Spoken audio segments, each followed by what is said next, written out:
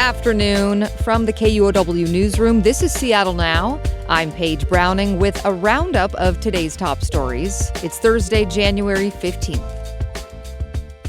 Seattle's new mayor is making news again this week on two hot topics. First, homeless encampments. Mayor Katie Wilson has delayed the removal of one of Ballard's most visible homeless encampments.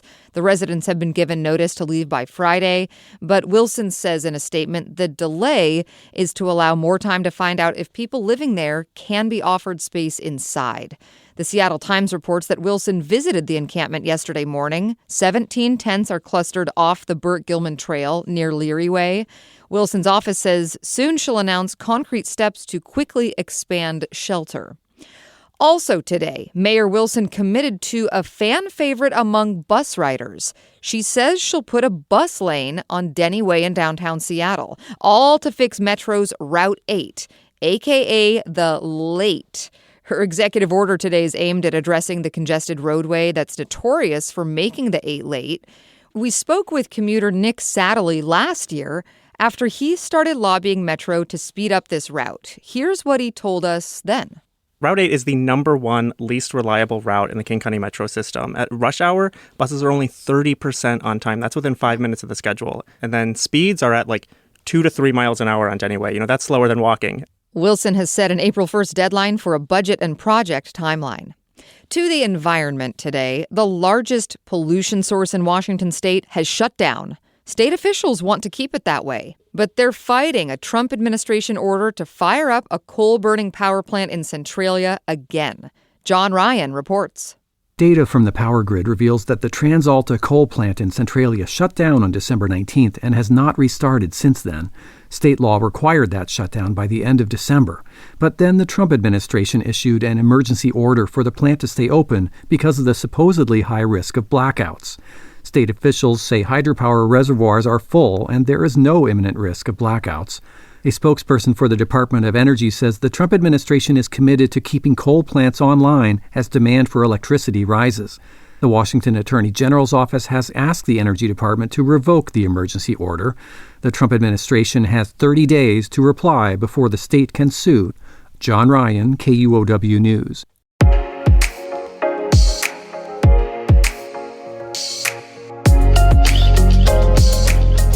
In inboxes all across UW this week, the University of Washington is requiring staff and students to complete civil rights training.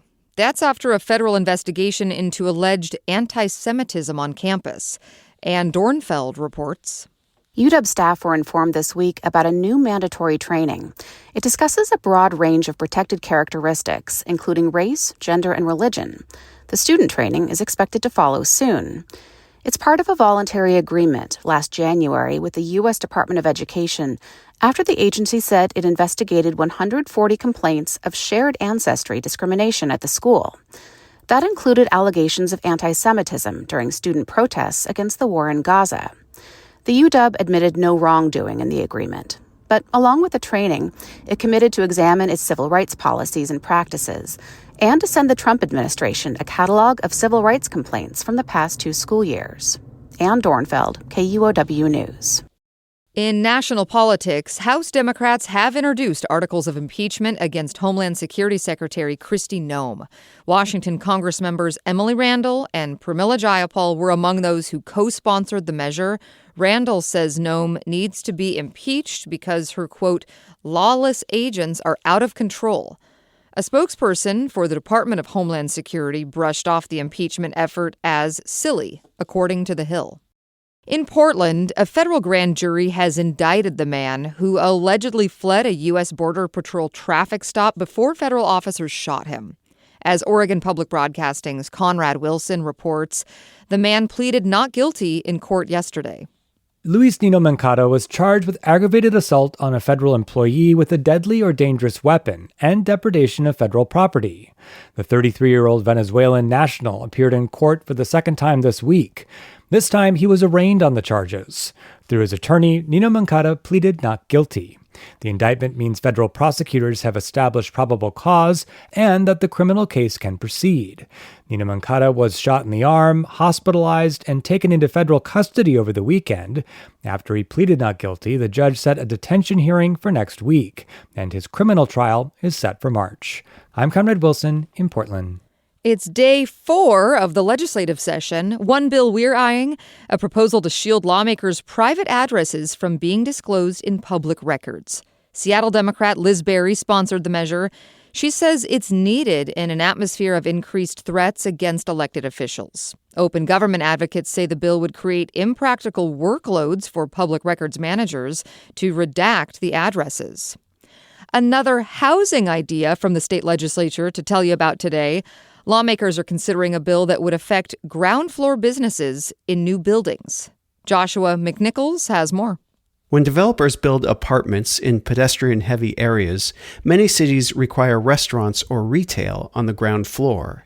The idea is to encourage people to walk rather than drive to shop and dine. But developers often lose money on those storefronts, and those costs get passed on to renters through higher housing prices. So Governor Bob Ferguson has requested a bill making it illegal for cities to require new storefront spaces in apartment buildings.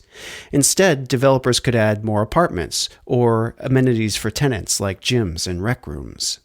Senate Bill 6026 gets its first hearing on Friday. Joshua McNichols, KUOW News.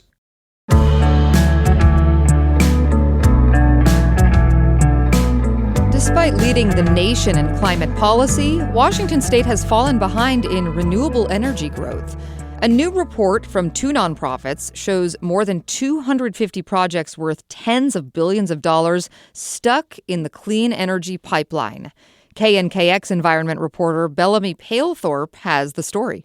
The report tallies up Washington's clean energy backlog and finds $149 billion worth of economic activity and 24 gigawatts of energy capacity trapped behind bureaucratic delays.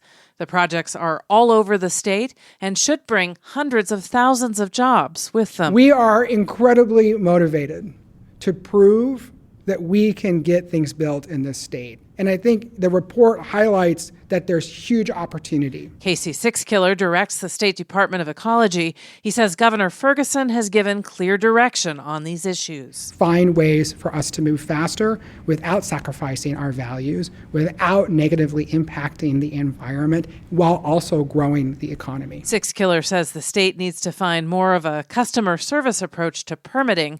It also needs to create new avenues for approving transmission lines. I'm Bellamy Palethorpe reporting. The report was jointly published by 2 groups, Clean and Prosperous and the research firm Greenline Insights. A ripple of fear ran through the Seattle Seahawks fan base this afternoon after the team listed starting quarterback Sam Darnold as questionable ahead of Saturday's highly anticipated playoff game against the San Francisco 49ers. The team says Darnold has a strained oblique muscle. He felt it on his left side as today's practice was getting underway. Calming fears somewhat, he says he's confident he'll be on the field Saturday. Kickoff's at 5 p.m. Seattle's pro soccer teams, the Sounders and the Reign, will be playing some matches this spring in Spokane. You can blame or thank the Men's World Cup. Spokane Public Radio's Eliza Billingham explains. The FIFA Men's World Cup is booting the Westside teams from their home turf at Lumen Field, so the soccer clubs are coming to Eastern Washington instead. The Sounders will play their round of 16 match of the 2026 CONCACAF Champions Cup at One Spokane Stadium on March 18th. That will be against either the Vancouver Whitecaps or Costa Rica's CS Cartaginés. The Reign will play certain regular season matches in Spokane. Those dates and opponents will be announced in the coming weeks. Season ticket holders for Spokane's Velocity and Zephyr clubs will get access to tickets before the general public. I'm Eliza Billingham reporting.